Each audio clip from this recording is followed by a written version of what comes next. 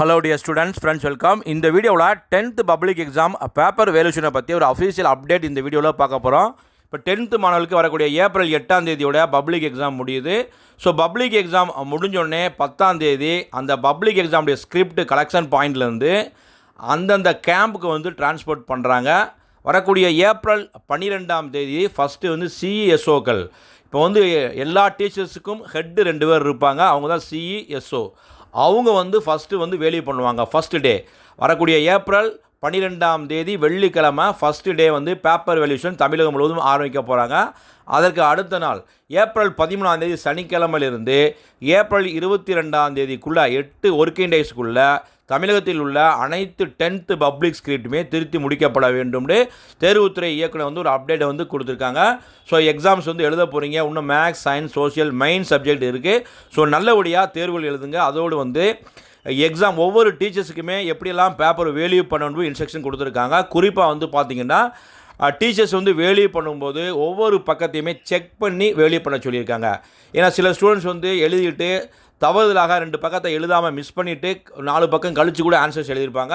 So அதனால் teachers value பண்ணும்போது ஒவ்வொரு பக்கங்களையுமே கடைசி வரைக்கும் செக் பண்ணி வேல்யூ பண்ணுங்கள். அதே மாதிரி ஒரு கேள்விக்கான ஆன்சர்ஸை தொடர்ந்து ரிப்பீட்டாக எழுதியிருந்தால் அதை வந்து ரெட்டிங்கில் வந்து ஸ்லாஷ் கோடு போட்டுட்டு ரிப்பீட்னு எழுதுங்க.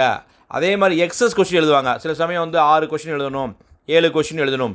இந்த இடங்களில் வந்து 6க்கு 7 கொஸ்டினாவோ 7க்கு 8 எழுதியிருந்தாலோ அதையும் நம்ம என்ன கிராஸ் மார்க் பண்ணி எக்ஸஸ் கொஸ்டின் எழுதணும்.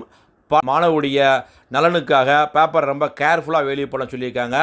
அதே மாதிரி இந்த டீச்சர்ஸ் வேல்யூ பண்ணுறதவே கண்காணிக்கத்தான் சிஇஎஸ்ஓக்கள் 2 பேர் ஒவ்வொரு 10 டீச்சர்ஸுக்குமே 2 சிஇ ஒருத்தவங்க இருப்பாங்க, எஸ்ஓ ஒருத்தவங்க இருப்பாங்க. நம்ம எப்படி பேப்பரை வந்து திருத்துறோம், அதில் தவறுகள் இருக்கா அப்படின்னு கண்காணிக்கிறதுக்காக 2 டீச்சர்ஸை போட்டிருக்காங்க. ஸோ அவங்களுக்கும் நிறைய அறிவுகள் வந்து வழங்கப்பட்டிருக்கு. ஸோ பேப்பர் வேல்யூஷன் எல்லாமே சூப்பராக போகும். இப்போ நிறையா பேர் கேட்குறாங்க, சார் பேப்பர் வேல்யூஷன் எப்படி சார் போகும், நல்லா ஈஸியாக லிபரலாக திருத்துவாங்களா, ஸ்ட்ரிக்டாக திருத்துவாங்களான்னு. ஸோ நம்ம என்ன எழுதியிருக்கோமோ அதற்கு உரிய மதிப்பெண் வந்து போடுவாங்க. ஏண்டா இந்த ஆண்டிலேருந்து 10th மாணவர்களுக்கு வந்து ஸ்கேன் காப்பி வாங்கலாம். இது வரைக்கும் நம்ம ரீட்விட்டில் தான் போடுவீங்க. இந்த கல்வி ஆண்டிலேருந்து வந்து பார்த்தீங்கன்னா நீங்கள் உங்களுக்கு ஏதாவது டவுட் இருக்குது, எக்ஸாம் சூப்பராக நான் எழுதியிருக்கேன், மதிப்பெண் குறைவாக கிடச்சிருக்கு அப்படின்னு நீங்கள் ஃபீல் பண்ணால் ஸ்கேன் காப்பிக்கு அப்ளை பண்ணலாம்.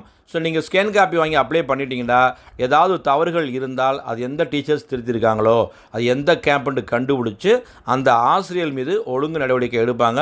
ஸோ அதனால் வந்து எந்த விதமான குறைகளும் இல்லாமல் உங்களுடைய பேப்பர் வந்து முறையாக மதிப்பீடு செய்யப்படும். கவலைப்படாதீங்க. இப்போதைக்கு வந்து வரக்கூடிய திங்கட்கிழமை மேக்ஸ் எக்ஸாம் இருக்குது. நல்லபடியாக மேக்ஸ் எக்ஸாமுக்காக படிச்சுட்டு வருவீங்க. அடுத்து வந்து பார்த்திங்கன்னா வியாழக்கிழமை சயின்ஸ் எக்ஸாமுக்கு, அடுத்து ஃபைனலாக சோஷியல் சயின்ஸ் எக்ஸாம். ஸோ 3 பாடங்களையுமே மெயின் சப்ஜெக்ட் சூப்பராக நல்லபடியாக படிங்க. சூப்பராக எக்ஸாமை வந்து எழுதுங்க. எல்லாத்துக்கும் நீங்கள் எப்படியெல்லாம் இருக்கீங்களோ அந்தந்த மதிப்பெண் வரணும். ட்ரை பண்ணிக்கோங்க. இந்த வீடியோ பிடிச்சா லைக் பண்ணுங்கள். மறக்காமல் இந்த வீடியோ ஃப்ரெண்ட்ஸ்க்கும் ஷேர் பண்ணுங்கள். All the best. தேங்க்யூ.